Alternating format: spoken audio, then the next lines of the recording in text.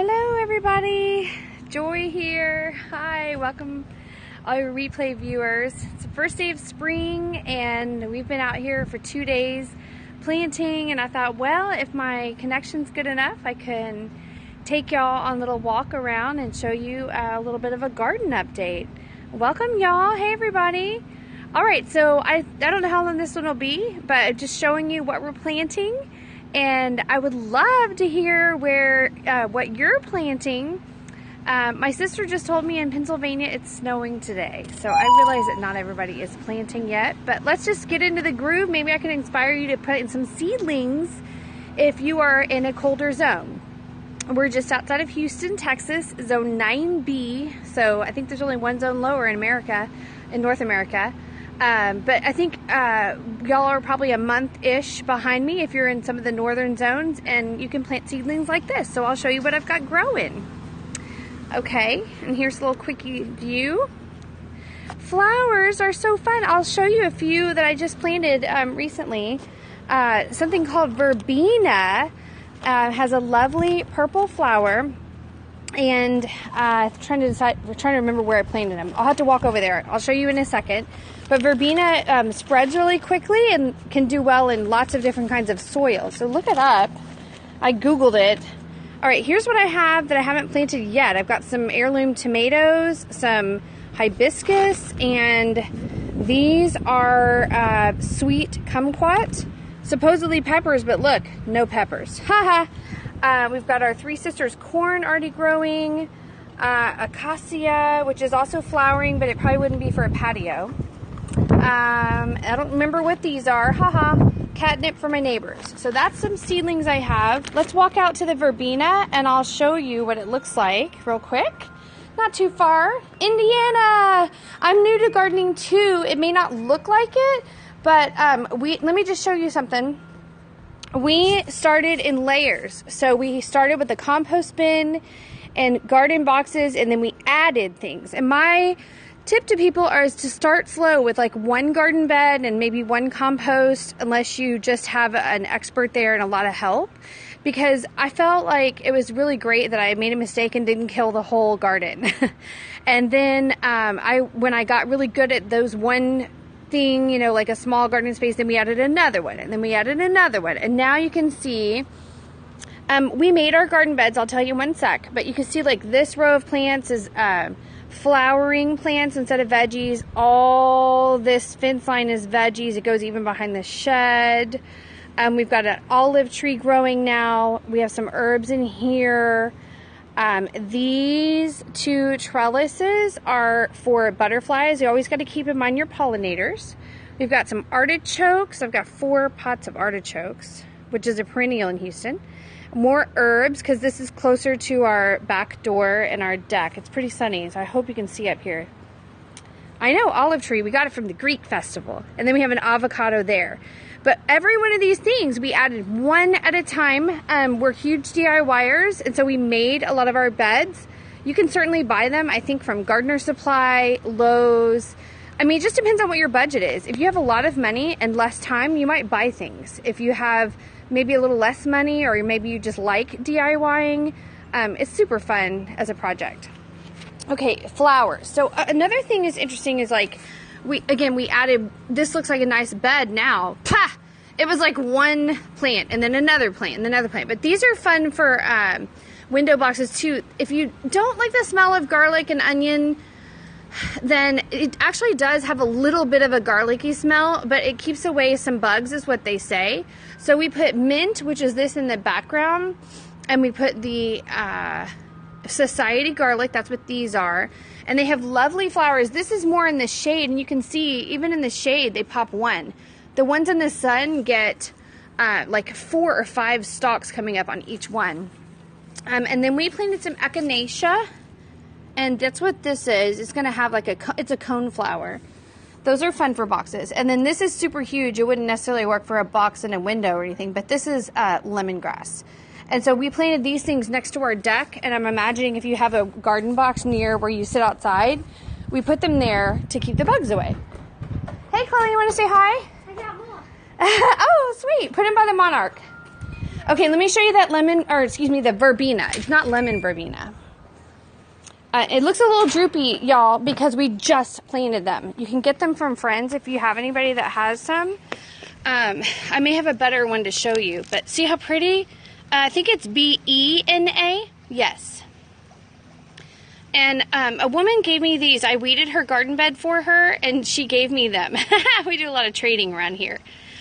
They get bushy. This is just one tiny little piece, and it had a root that was kind of long like this. So the root's in the ground like that. And then if we water it really well, it should do fine. The point is for us to choke out these nasty weeds so I don't have to weed all the time. So we are working on putting in some of these because they'll be big and bushy. And then we're leaving some of the weeds that we like. Because, you know, lots of things can be pretty. Let me show you another. I'm trying to see.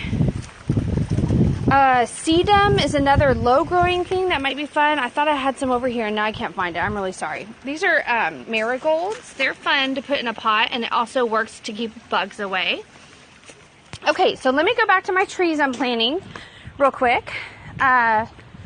We got some stuff from Arbor Day. Any flowers that don't need sun and can grow in the shade. Okay, so the marigolds need some sun. Herbs. Yes, Chloe? I can't find the other flowers. We composted them. I'm sorry. I'm in the middle of a little scopy thing. Give me a hug. But more flowers will grow, baby. That's the beauty of it. Okay, let me think real quick while I walk. Not a lot of flowers grow in the shade. Oh, here's some over here, though. I don't know how they would work in a box, though. Like some irises, calla lilies is what they're called, C-A-L-L-A. These are cannas, C-A-N-N-A, and they grow well in the shade. These are some kind of irises, which are those purple flowers. I don't have any flowers on them yet to show you, but you can see the difference, like super sun, shade. So if you have a big space, many herbs like cilantro, dill, I'm trying to think of the other one, cilantro, dill, even, I mean, basil likes sun, but it could grow more shady. It sounds weird to say flowering, but those have pretty flowers on them. And then you have the herb too. And again, the mint is not flowering, but the garlic does. So that's an idea. I would just Google. I don't know much about shade. Now this one, okay, I lie. Here's this one. You want to take a look? See? This has been here and it only gets like 3 hours of morning sun. They sell these at Home Depot. I don't know the name of them, but you could probably find them at Home Depot or Lowe's. Okay. All right, let me show y'all what we're planting. So we ordered these things from the Arbor Day Foundation. You know, one more thing. These Mexican heathers are pretty. They get really big, and normally I thought they grew in sun mostly, but this only gets about 4 hours of sun, so mostly shade. And look, they're fine. They have plenty of flowers. So maybe that's an idea. And only one plant takes up a lot of room. Like, this is like 3 times the size of my hand. It's pretty big. They're cheap. You can get these at Home Depot and Lowe's too. Mexican heather is what they're called. Okay, so the Arbor Day Foundation sent us some things last year, and they didn't work out, so they sent us new. So I have some blackberries. I have some forsythia, which is just for pretty. It's like big, yellow, bushy flowers.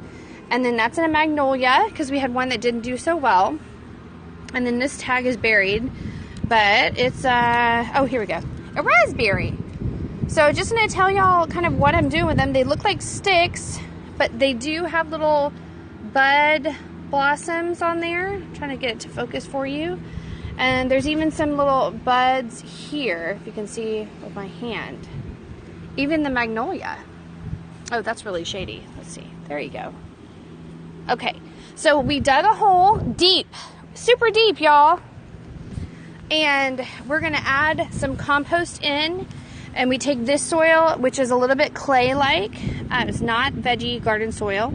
It's just the soil that was there, so kind of clayish. We're gonna add a little sand. We're gonna add a little compost dirt, and we'll, get the roots in there. And we're gonna water, water, water, water.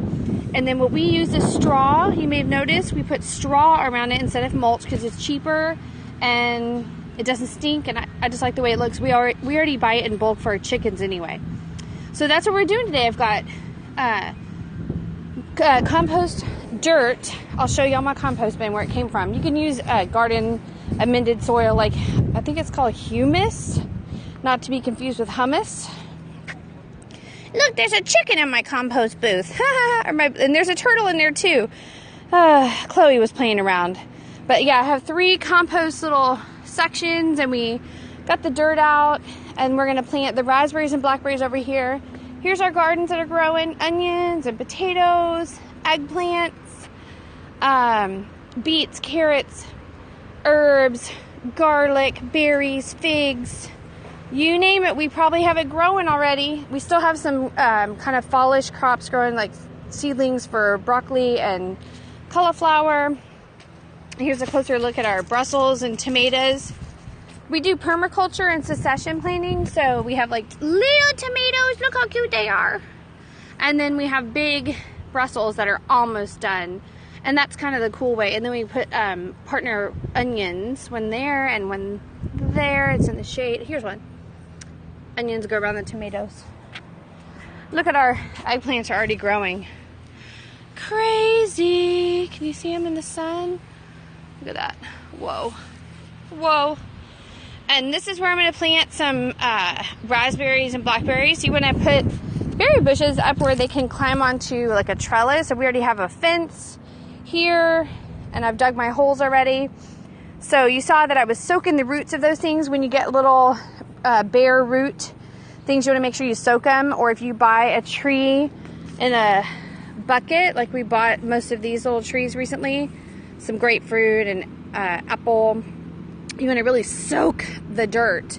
Or if they're bare root, you put them in a little vase, and then you put them in the hole, and then you soak that dirt again. Just think of them as like babies. You know, babies need the amniotic fluid, right? Haha. Okay, so that's kind of what's going on. These have only been in the ground like 4 weeks, my trees I was talking about, and they're super happy. We're expanding our orchard, and today we are just expanding our, I don't know what you call a berry patch, maybe. Berry patch? Maybe. Anyway, all right, well, happy planting, y'all, and don't feel discouraged if it's, you know, snowing where you are. Get yourself a little seedling starter thing. This was 20 bucks. My mama gave it to me, 20 bucks at Big Lots. I think you can order them from lots of gardening supply. It's just a little tiny greenhouse, and it works perfectly. Get your seeds started, y'all. Okay, peace out from Steven Suburban Homestead. Y'all follow us. I have lots of other videos on our YouTube channel, Stevens with a V, Suburban Homestead, and we're on Facebook. Okay, happy planting and happy first day of spring. Bye-bye.